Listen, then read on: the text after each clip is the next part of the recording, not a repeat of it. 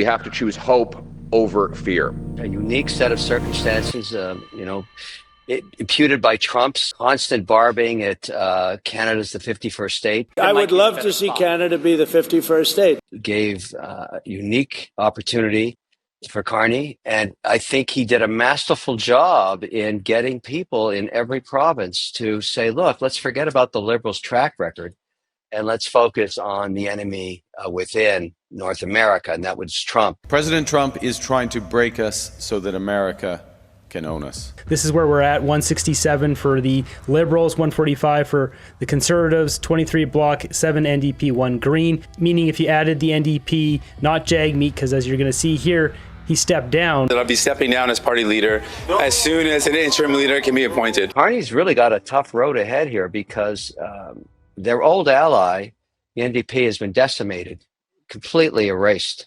And it'll take a while to rebuild that. I don't think they're out of the game forever, but they're certainly out of it now. Who's ready? Who's ready to stand up for Canada with me? We denied the NDP and Liberals enough seats to form a coalition government. And who's ready? Who's ready to build Canada strong?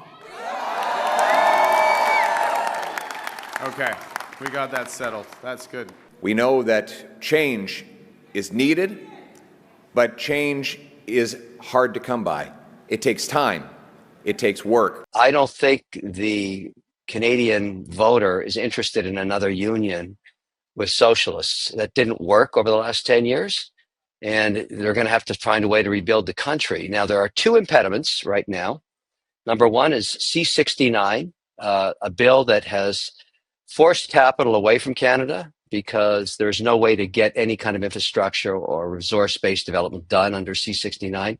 And the Liberals proved that. They were able to kill off any investment in resources over a 10-year period. Passed in 2019, Bill C-69, also known as the Impact Assessment Act, reformed how major projects, like pipelines and mines, are reviewed in Canada. Our workers have been under assault by the Liberal government. C-69, which blocks pipelines, mines, and other key projects. The energy cap. The bill aimed to make the assessment process more transparent and inclusive, expanding it to consider environmental, health, social, economic, and gender impacts. A key feature of the bill is its focus on Indigenous consultation and climate change, aligning with Canada's broader environmental and reconciliation goals. Critics, especially from resource-rich provinces, argued it added red tape and deterred investment by creating uncertainty around project approvals. And then also this carbon tax on industrial development, big problem. Sovereign wealth is not interested when they can go to Texas and avoid that, and that's where they're going. You've seen all these announcements around all kinds of projects south of the border, billions and billions of dollars. We have to be competitive with that, and I think Carney's going to have to face that reality. And in order to get anything done, the only place he can go, assuming he remains a minority, and I am assuming that, it's going to be very hard to pick up the remaining seats because we've got 99.4% of the vote counted. He will be in a tough situation. He will have to deal with the Conservatives, and I think that's healthy for Canada. I really do. And we may force him away from these policies that have destroyed the Canadian economy. Mark Carney insulting Pierre Poilievre after he won. Apparently, this is how you unite Canada. And for those who were elected, particularly those Liberals who were elected, I am looking forward to working together to deliver for Canadians. This says, Bruce. And Bruce, yes, Bruce Vanjoy. I'm looking forward to working with Bruce Vanjoy. Conservative leader Pierre Poilievre lost his longtime rural Ottawa seat to Liberal Bruce Vanjoy. If he could have run a different campaign, I think he would have looked at the mistakes he made. It also goes back to the campaign manager, and this is a woman who also has failed before for Conservatives, and she's lost a few campaigns. And, you know, I'm the kind of guy that says, look, if you're 2 strikes, you're out in politics. And so there will be some changes there. He could enhance his likability as an opposition leader by showing the Canadians that he wants to rebuild the country. Remember, the average Canadian will stop looking at the shiny bead down at Trump at some point and ask, where are we in Canada? Why am I decimated in my economy? Why am I at 25% of us at the poverty line? Why is the Canadian dollar practically worthless? And that'll fall on Carney. And that's why I predict, and I'm going to say it right now, I think we'll have an election again. And hopefully it would be better for somebody to have a majority mandate. Either the Liberals or Conservatives. I want him to do the best he can. Unfortunately, he's got to make some changes in his management. Those are the same cabinet members that wiped out the Canadian economy. We don't have any new faces. These are all ministers who were in Justin Trudeau's cabinet, now in Mark Carney's cabinet. There's some really bad managers in there, and I'd start with Freeland. She was a terrible finance minister. At the worst Canada's ever had. She's a terrible manager, so I wouldn't want to give her anything important to do in terms of rebuilding the economy. She doesn't understand it. And I would argue to him, look, why don't you hire good managers? Why do you want your job to be so hard? Why not hire some good people? You don't have any good people. They've already proved that to you in the last 10 years. Hire some new people. That's what I do when a company is broken, and Canada is broken. The path forward is to attract capital back to Canada, because it has abandoned Canada over the last decade. And even if you ask, the pension plans in Canada and Canada's sovereign wealth, they don't invest in Canada anymore. Canada's not investable. You just can't get a deal done anymore. And everybody knows that. It's the dirty truth. So unless C-69 is repealed, I think that will remain a problem. Why would anybody trust the government, the same government with C-69 still embedded and carbon taxes still there making the economy uncompetitive? Why would they want to come back when they have so many other alternatives all around the world? And that's the challenge for Carney.